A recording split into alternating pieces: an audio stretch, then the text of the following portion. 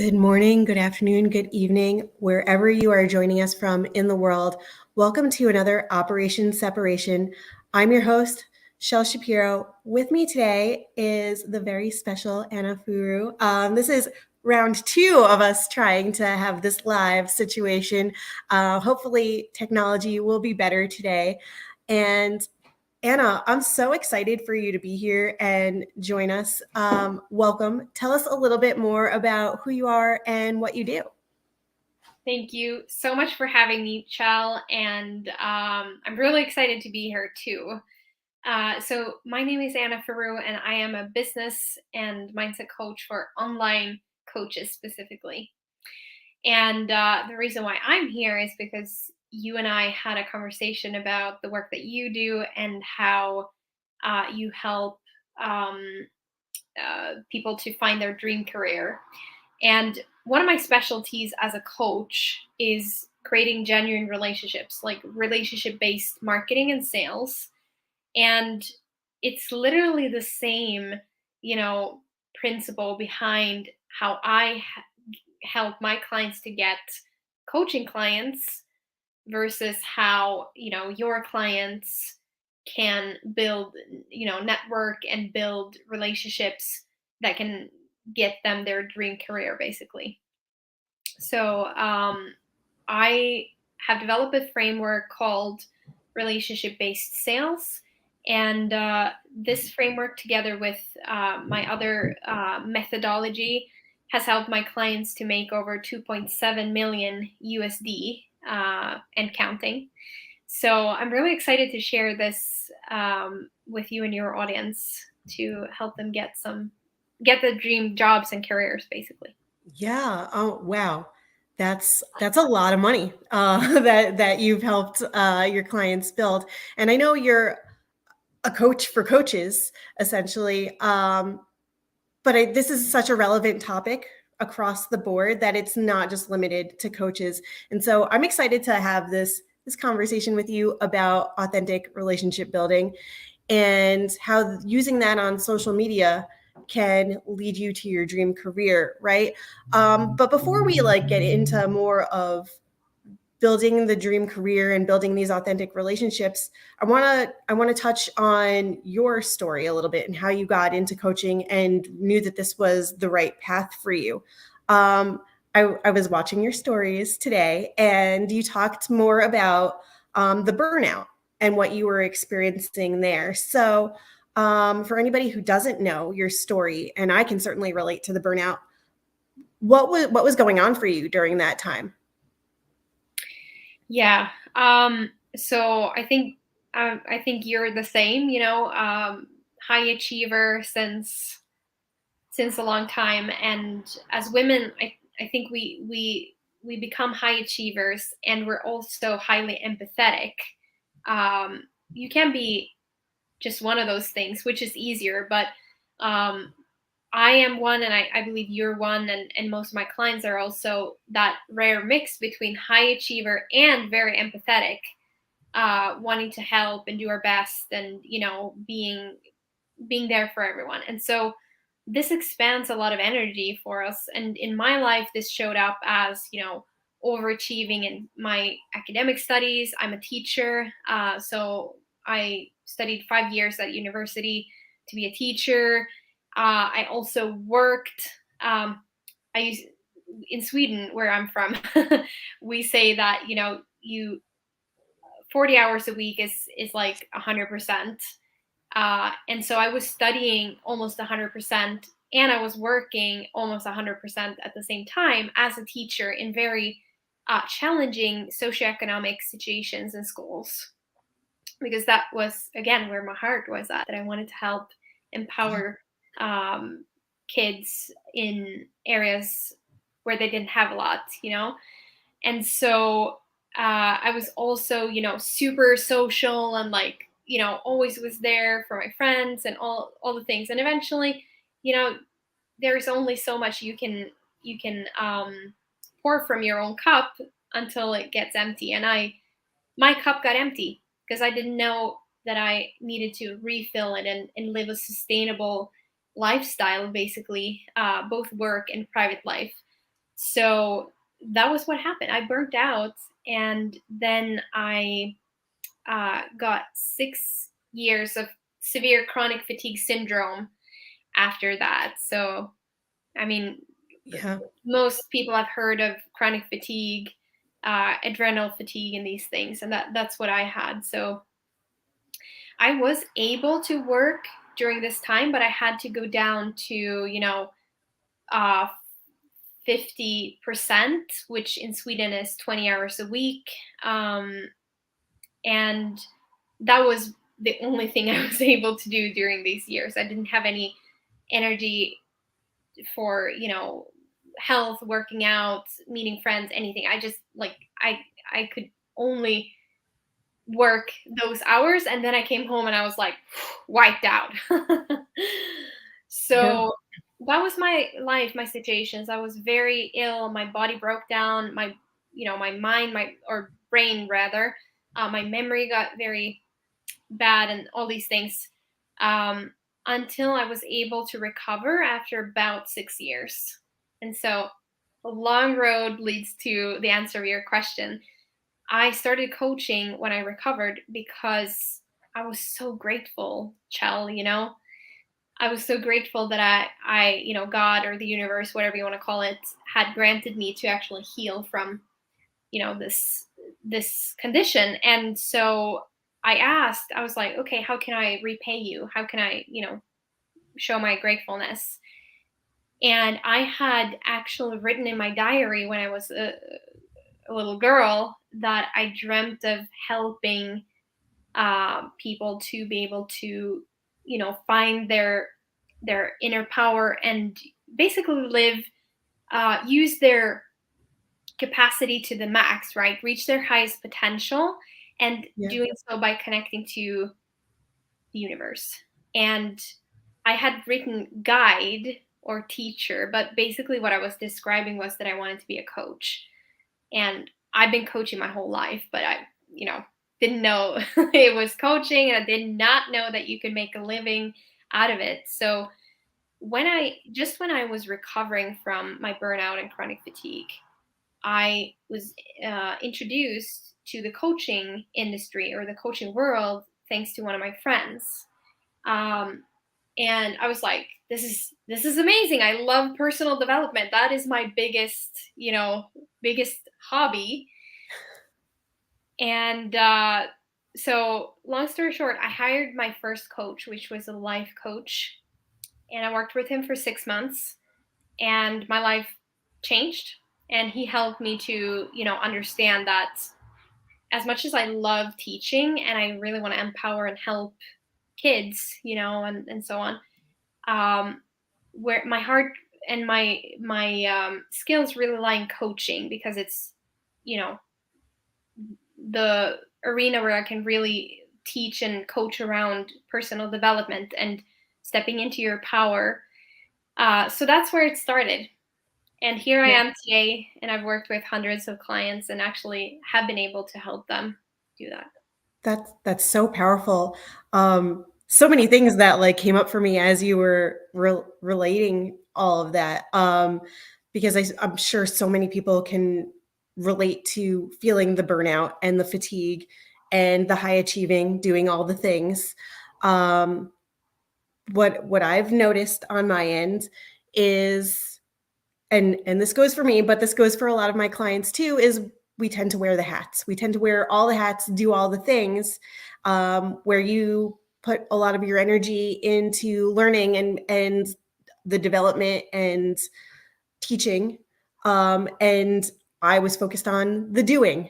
And like same two sides of the same coin, right? Because it's still very high achieving and we need to always learn more, do better and be better and do for everybody else too. Well, as a people pleaser, as a recovering people pleaser, there's only so much, you're right, of myself that I can give if I'm drained and depleted all the time. Like if I'm negative emptiness, like it just there's only so far it can go. And so I can certainly relate to the burnout and the recovery process. Now, holy crap, 6 years is a long time. But in the grand scheme of things, like It's really just a blip on the radar that opened you up for all these other possibilities. And I love that you made the connection and the distinction between teaching what you something that you had always done and being a coach. And I know that's something that you had talked about last week as well, in some of the stories that you were sharing about, are you a coach or a teacher? And how do you define which one that you are? So I love that you recognize that you are, in fact, a coach, and teaching comes along with that, but you've taken it to the next level to empower your clients. Um, and we all, I think, at some point in our lives could use a coach to guide us and help us get to that next level, right? For me, I also had, I didn't have a life coach. What helped me get out of my burnout and part of the recovery process was I hired a career coach. And at that time, I still thought I would go back to a 9 to 5, a full-time job, or a 24/7, if you will, because it was way more than a 9 to 5. And then through working through with a career coach, I quickly realized that I'm good at a lot of things. In fact, I had known this for quite some time. I'm good at a lot of things, but I don't like doing all of those things. And sometimes, even as a people pleaser, because I'm doing all the things, even when I don't like them, I start to resent it. And that's where a lot of the burnout and the negativity surfaces, because I don't want to hold on to that. My body doesn't want to hold on to that. And so I had to let a lot of that go. Letting a lot of that go meant I don't want to work for anybody else. I don't want it to look the same. I don't want it to feel the same. And I need something that feels good, where I can create an impact. So bringing it back to the relationship building, this was one of those defining moments. In fact, it was with the career coach that we did the Clifton Strengths, the Gallup assessment. And my top strengths, yes, it goes into categories, and I don't remember all the different ones, but you have 5, right? And so I can't definitively be down the split 50-50 because there's 5 and that wouldn't be even. But it's relationship building and it's executing. And I was like, well, I've been known my whole life for doing all the things, being all the things, wearing all the hats. We know I can execute. That's how people know me, as showing up. And I was like, that's not what I want to be known for anymore. I want to be known for the relationship building side and everything that falls under that category. So that was one of those aha moments for me of I need to do more of this. And how do I do more of this? So it was just the tip of the iceberg working with this career coach to figure out what I was meant to do. And then as that unfolded, and the reason I bring up the burnout and your story is because realizing what I've gone through, what so many other women and humans have gone through, because it's not just women, although it's more prevalent. I don't want anybody else to feel like that, any of that burnout. Burnout looks a little bit different for everybody. It takes however long it takes to heal from it and to be better afterwards. And it's a long journey that just keeps going. But I don't want anybody to ever feel any of that any step of the way. And so our job as coaches is to help people thrive, help women thrive, help people to be better and to show up better in a more sustainable way, creating an impact. And so I love that. Now, before I go down a longer rabbit hole, I want to talk about this. Say high five to that. I so Yeah, oh yeah. In fact, actually, let's celebrate this moment because I love the confetti drop moments, if you will. And I think that's worth celebrating, that we are now coming out of the burnout, if you will, and thriving and helping other people to do the same. Because there's still some people out there that don't realize the effects that burnout can have. And so I think that little piece of the conversation is worth talking about too. But from a relationship building standpoint, what's something that your clients, how are they experiencing similar things with burnout? Or are there certain symptoms, not to put a label on it, but what's something that you see a lot of your clients struggling with before you add on that relationship building piece with them? Yeah. So as coaches, we tend to, we don't have anyone, we don't have an office most of the time, or I do, but it's at my house, and a lot of us, our office is literally, our phone. So there's boundary challenges, right? With, you can work whenever and wherever. And most coaches who come to me, they struggle with that. Like, they don't really have a boundary. Like, evenings, weekends, holidays are the typical ones that you will see this. They'll be, replying to DMs and so on during that time. I'm not sure if it's relevant for your audience, but I mean, it's the same. It's just coaches work um, with coaching stuff. We create content, we reply to DMs, we post, we interact with others, and so on and so forth.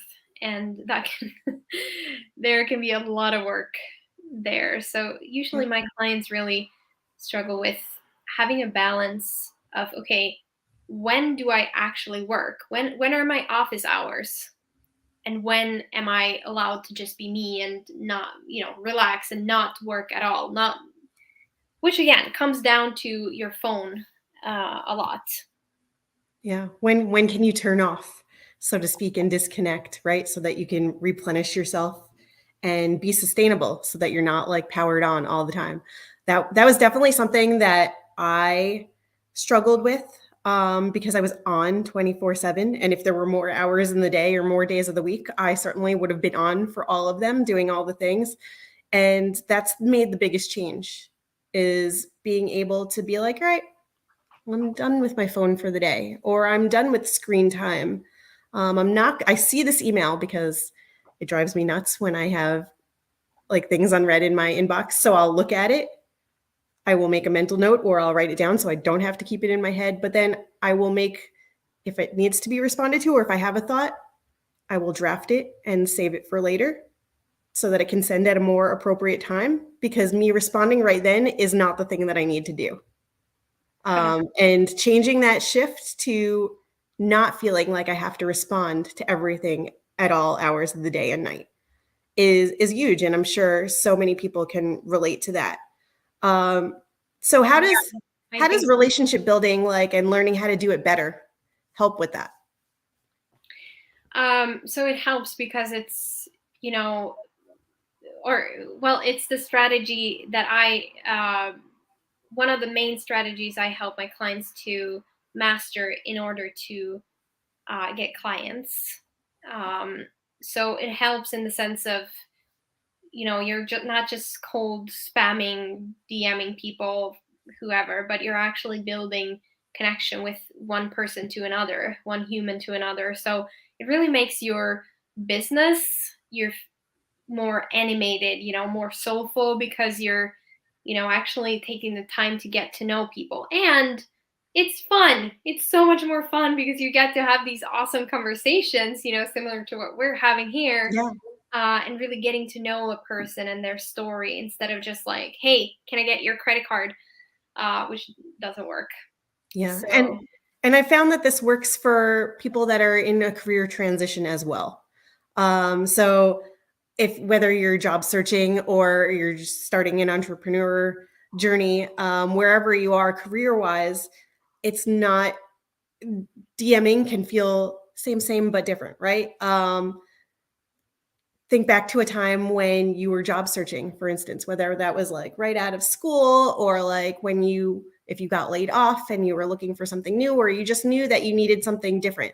And the go-to that we're all like taught initially is apply, apply, apply, apply, or like send out emails, find the HR person, like reach out to them. And then you're sending these blind, cold messages across the board. Even your resume, probably your cover letter, probably sounds super cold and devoid of like any emotion and connection. And relationship building is about finding that connection. It's about building that like know and trust with somebody, and getting to know them. And so this works on a career level whether you're job searching or just like networking to meet new people and grow, because you're taking that time. You're being more intentional about it. And you're not just blindly throwing your hat in the ring for every Tom, Dick, and Harry, for lack of a better name, although maybe they're females, they might not be men, to like be like, all right, I think I'd be a good fit here, or here's how I think I can help you. Well, they're like, Yeah. I don't know it. If you don't know anything about that person, if you don't know what they've been up to or what their struggles are, or then how can you possibly insert yourself to make something better or say that you're the right person for the job or the perfect fit? You have to have conversations with them first and get to see what they actually are about. So I think it works across the board, whether you're career searching or looking for clients. You need to start with the relationships and build them up. Um, So true. Yeah. talk And to me about I really love that you say this, and I think this is such a cool conversation because I realized that, before I became a coach, I was quite successful at getting jobs, my dream jobs. And what I do was literally the same thing that I teach my clients today on how to connect. And, like, okay, look at who you want to work for, or like, know who you want, what you want, and then go for it and be yourself and build that personal connection. Because I know in the career space, it's a lot about build your personal brand and how can you stand out as well, which is the same question as we as coaches, are also working on, And the answer is always, be you, be more you. And yeah, how you convey that is through connection, through relationships. yeah. Don't be the person that you think that they want you to be. Be the person that you are, and that's what people are going to gravitate to. Yeah. Yeah, I love that message, and I think it's always super important when we can like remind people of that, because I think that often gets forgotten, especially in this day of social media when video is like really ramping up and people want to sell and show themselves authentically, but then they just like copy trends. And I say this with knowing that I've hopped on a trend bandwagon or two. But like even with the trends or the audio or like anything, I'm still trying to be super intentional about how I use it and why I use it. I'm not just like dancing in front of the camera, like I'm showing something real about myself, or I'm calling attention to a problem that I see, or like something that somebody might need to hear. There's still a reason behind it, even when you jump on the trends. So I do think people really need to learn more about themselves first and know who they are and know what they want in order to build the best relationships. Is that something that you would agree with? I agree 100%. And I think it's really important what you're saying, that knowing yourself doesn't necessarily mean that we, say no to something off the bat, because that's a preconceived thing, but instead being curious, like you're saying, for I'm assuming it's like reels with Instagram and stuff. We can't know if it's aligned for us if we don't try. And it's the same when you're applying for a job. Like I remember when I was applying for jobs, and I would speak to friends and whatnot, and I'd be like, well, just call them, call them and have a conversation. And they would be like, no, no, I can't do that. That's not me. No, no, like I only want to write or whatever. And that's like, you haven't tried really. It's just a limiting belief you have. So just explore it, test it, try it. Yeah. Um, Because how do you know if you don't try, right? And so the interesting thing with me and building relationships is that, and something you may not know, but probably because we've been talking for a bit now, I'm very introverted, right? So do you find that a lot of your clients and people that you work with are also introverts? yeah, Um, and are they having similar like anxiety about messaging people and building relationships because they're so reserved and quiet? 100%. I love that you bring this up, Shell, because this is the number one objection of the of the times that I get when I'm like connect with people, DM and build a genuine relationship with someone, and they're like, no, I'm an introvert. And so, yes, most of my clients are introverts, but really, it's a mix of introversion and highly sensitive or empaths. I'm not sure if you're familiar with that, but those can often intertwine with Yeah. introversion. I personally am an extroverted uh, empath, but pretty much it kind of makes me a introverted. Like it's a funny like gray It's a zone sliding there. scale. Yeah. Yeah, so we struggle with the same things, which is like we don't want to like bother people. We don't want to be in someone's face. We just want to help, right? And uh how I help my clients pass this is to realize that look, there's only one person that you need to talk to, and that is the person in front of you. And so for my coaching clients, it's a lot about like who is your ideal client, and actually focusing on that. No, it's not thousands of people watching you, it's one person. And you only need to think about and speak to that one person, and usually that removes all the stress, because we get this like oh my god, thousands of people and I have to have a huge audience and what. No, People are watching. exactly, yeah. And that is so not true. The strategy I teach, uh, relationship building being a central part of that, you can build a multi six figure, seven figure business with a very small audience, because it is not about you standing on a stage and being an influencer and these things. It's about actually connecting with people, with individuals. Yeah. Um, so knowing that a lot of your audience and mine as well is very introverted, um, what's something that they can do to take the pressure off? You've already mentioned the speaking to one person. Yes. What's something that they can do to get the conversation started beyond that? Like one of the number one objections I get all the time is I don't know what to say. Yeah. I love this. Well, this is my favorite when it comes to introverts and really anyone. Because the thing with introverts, and I think you will agree, Shell, is that it's not really that you guys are shy to speak. When it's about finding what you're passionate about, and when you're speaking about what you're passionate about, you are not shy.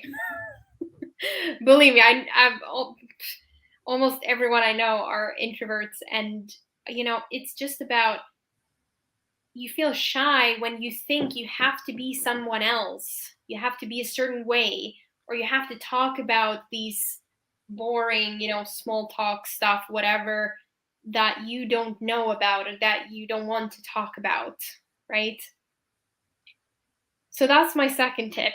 um Make sure that you're speaking to like about what you want to talk about, and obviously to the person who will listen to that. So if you're, you know you guys watching this, if you're searching for a certain job, well, if Shell helps you, you'll find a job that you are passionate about, that you can speak about and be interested in. So that's not going to be hard for you when you can just pick up the conversations about that topic. Let's say you want to do user experience development or something. Like if you're interested in that, it's not going to be hard to talk about it, because you can just,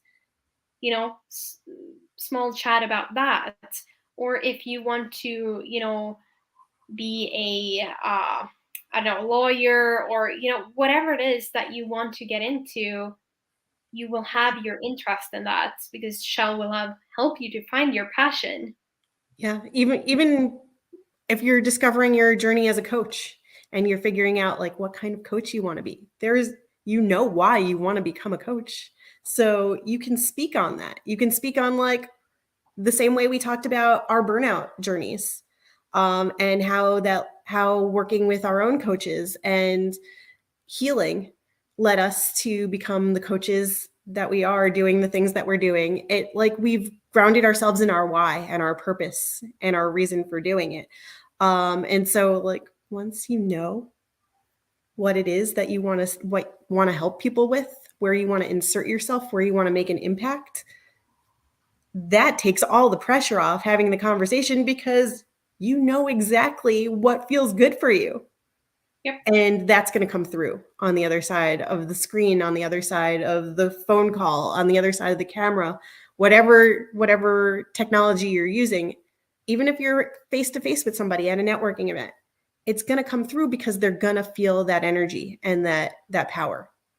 And Wonderful. they're going to gravitate towards it and want more of it and be like, "Oh yeah, I do know what you're talking about," or "I can also add to the conversation here." And then it's just free flowing. Yeah. So like even when I'm helping clients to build up their LinkedIn profiles and their online presence, right? We talk about the engagement piece. And the engagement piece is all relationship building. Yeah. It's taking the pressure off the DMs even and engaging in people's comments and posts because you already know that they're passionate about what they're posting or they wouldn't be posting it. So if it's important to them and you've curated your feed accordingly, and this goes for LinkedIn, but it also works for Instagram, like you see more of the things that you want to see because you interact with them and then the algorithm shows you more of those things. So it should be a no pressure situation to insert yourself into that conversation or insert yourself into that topic or that post because you can already relate to it if you've interacted with those things before. So engage with what you know, engage with what feels good, engage with what you want to know more of. And Yeah. that takes so 100%. much pressure off when it comes to building relationships and having those conversations. And you know what? Engaging in the comments also takes the pressure off sliding into somebody's DMs afterwards because you've already started the conversation. You're not restarting from scratch there. It's already hopefully happening. They've already seen you on their radar, Yeah. That's right? it. That's it. And another thing that I often say to my clients is that um, once you use, like, be intentional, really, and that's what we're talking about here. If you want to get a certain job, or if you, you know, for my clients want to get clients, coaching clients, it's all about the same thing. We get nervous about contacting people or DMing or whatever it is, calling people, because we're unsure what is kind of expected of us or what we're supposed to do. But when you have that framework, you know how to do it. And this just, my clients always tell me, when they come to me, they're like, "Anna, no, I hate DMs. I'm never going to DM anyone. I've had so many coaches teach me how to DM and it's so spammy and so horrible and I'm not going to do it. No, no, no." And then I show them my strategy and they're like, "Oh, hey, this this is not spammy. This is not cold pitching. I'll try it." And then after a while, they're like, "Oh my God, Anna," they find these soulmate clients basically that they get to have these amazing conversations with, and then who pay them, thousands of dollars really to work with them as well. So this stuff works. And so what I want to say is that we've talked about, okay, know that you're going into the conversations to have a conversation about the stuff you're passionate about.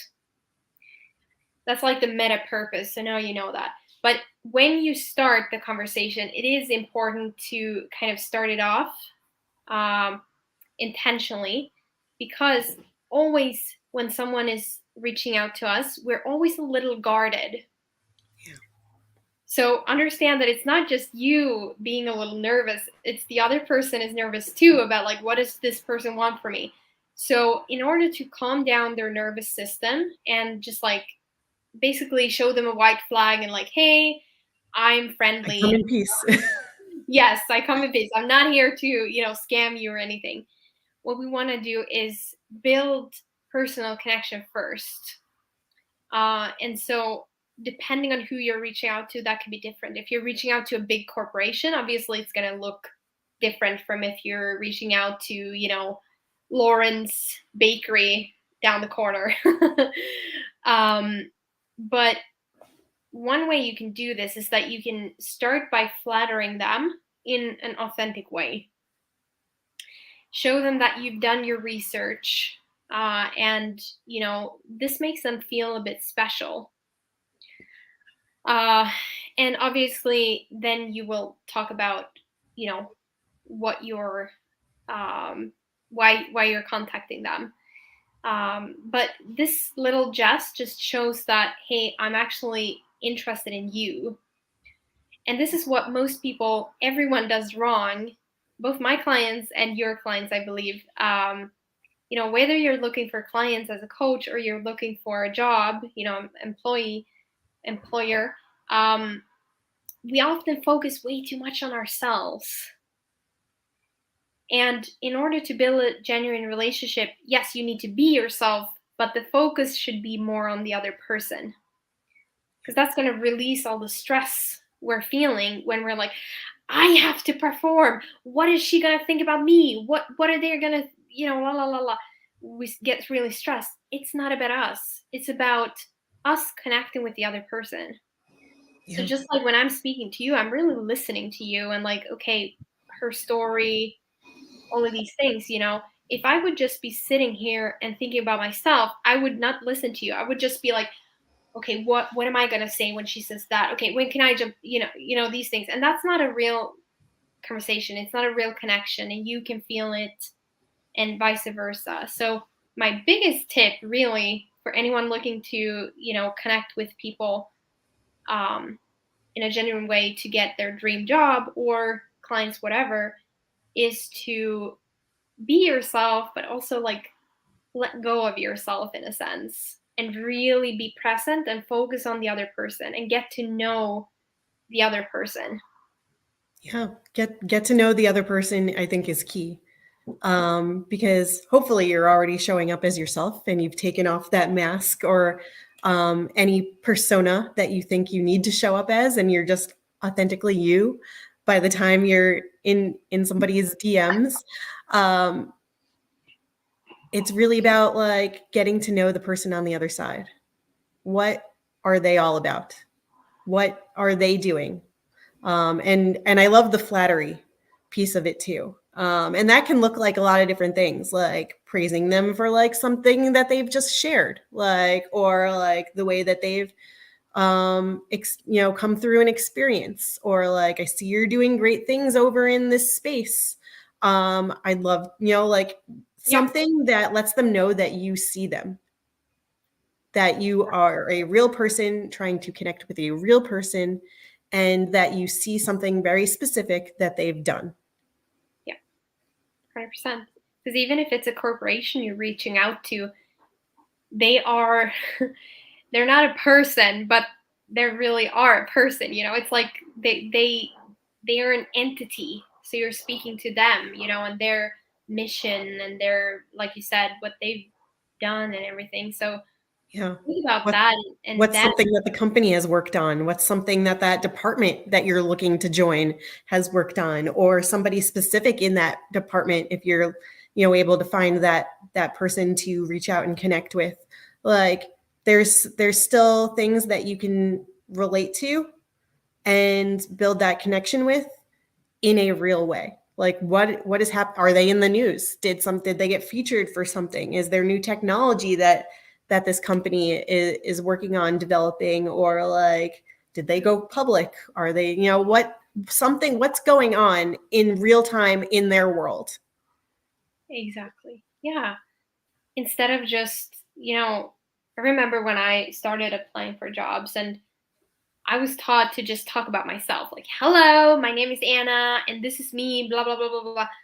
And I didn't get any response to those applications because, like you said, I'd never talked about them. I didn't, say, hey, I see you, what you shared, and I'm reaching out to you because, you know, that's really, really important, whoever we're speaking to. So to bring it all back to the beginning of our conversation, um, which I love talking about relationship building, and I could talk about this all day long. Bringing it back to the beginning in terms of getting out of our circumstances or changing our circumstances, building a more sustainable life for ourselves, whether that's as a coach or whether that's as a job seeker, an entrepreneur, wherever you're at in your career journey. What's something that people can do today to start making that change? Write a list of your dream workplaces, or your dream job, let's say. Again, it's a little different if you're a coach versus if you want to work as an employee.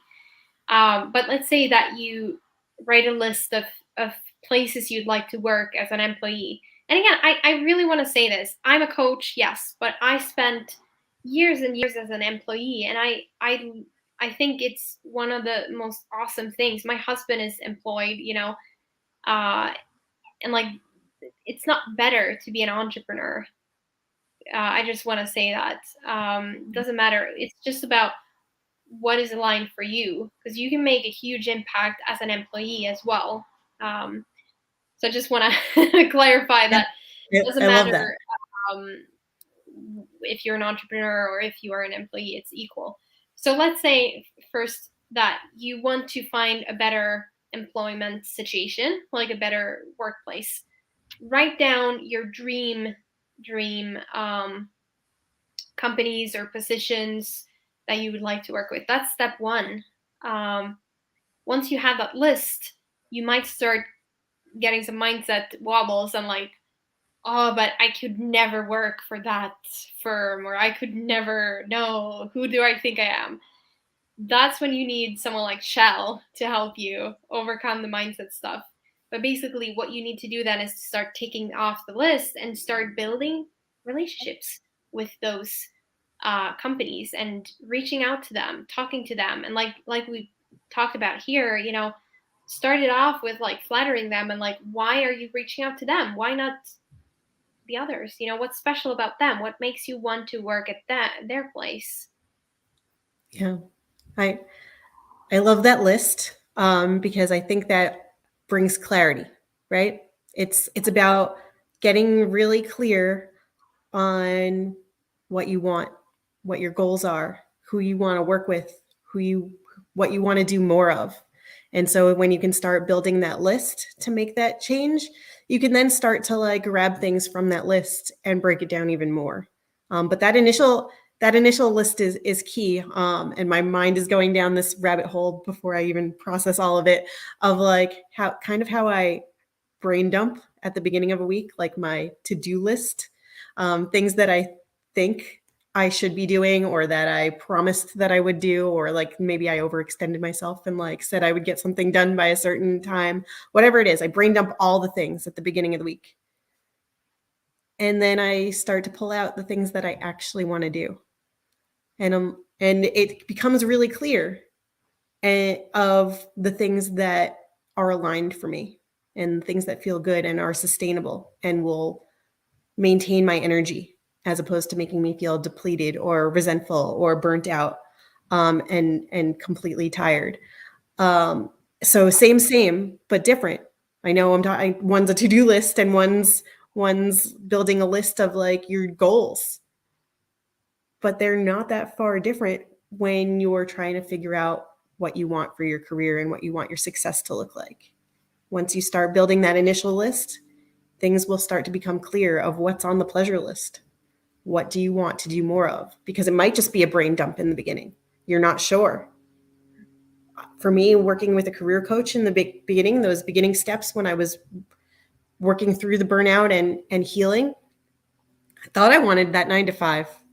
As I said earlier, I thought I wanted to go back into this space or do this, thought about doing some cooking because that's very therapeutic for me. Like I wanted to be like do productivity or like organizing or like, because home edit was really popular. Or like, I mean, it still is, but like organizing things for people just feels really good sometimes, putting things in color coded order, like all the things. I went down through the rabbit hole of different career paths and what that could look like. And then I brain dumped the list.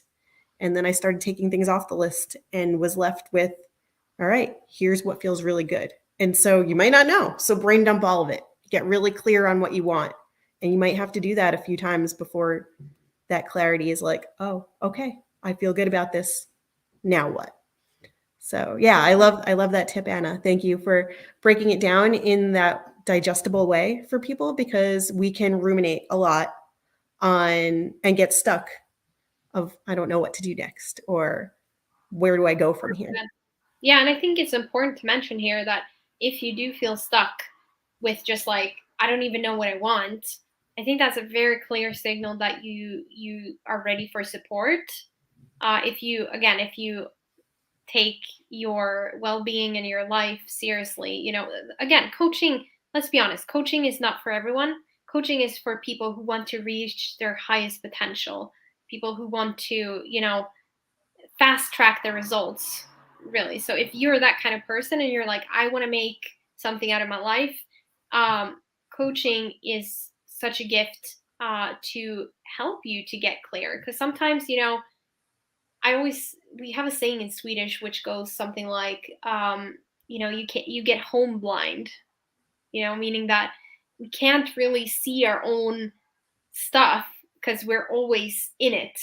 Yeah. But having someone else outside being able to, who is actually able to see and help us, structure and see like, okay, but it sounds like this is what you're interested in, and like all these things, that is invaluable, because that's basically what my life coach did to me. Like I told you in the beginning, he helped me understand. He was like, but Anna, what you're describing is coaching, is that what you want to do? And I was like, what is coaching? And he told me. So if you're struggling with unclarity around what you want, go get Shell, work with her. And if you realize that you want to be a coach, come to me, because I can help you to do that. And I know we haven't talked a lot about for you guys if you want to be coaches, but because I know that your audience, Shell, is a little more diverse, with maybe a lot of people who are employed as well. So, but if you are a coach or you want to be a coach or explore that, come follow me, chat with me. I have a free training as well that you can look at to see how you can go about it as well. I love that. I will absolutely share that link with everybody in the comments, in the show notes, and stuff. So we've talked about connecting with you so that people can find you and get to know more about how they can work with you and build and feel good about it. Exactly is that? Where can people find you? On Instagram? Is it on Facebook? Is it your website? Where should people look out for you? Yes, so Instagram is my hood. That's where I hang out the most. So I'd love to connect with you guys. It's just anna.furu, my handle on Instagram. I also do have a website if you're curious, annafuru.com. So pretty simple, just my name. Yeah. So absolutely reach out to Anna if you're interested in learning more about how she can support you on your coaching journey, or getting started if you're not sure about that. We've talked about so many things today, from burnout to connections to building relationships on social media and how to take the pressure off, especially if you're an introvert. But not only if you're an introvert, like this applies across the board. And you've given us so many helpful tips to help people create sustainable change and make an impact and do it in a way that feels good. So I loved having this conversation with you. For everybody who's tuning in now or catching it on the replay, please let us know where you're tuning in from.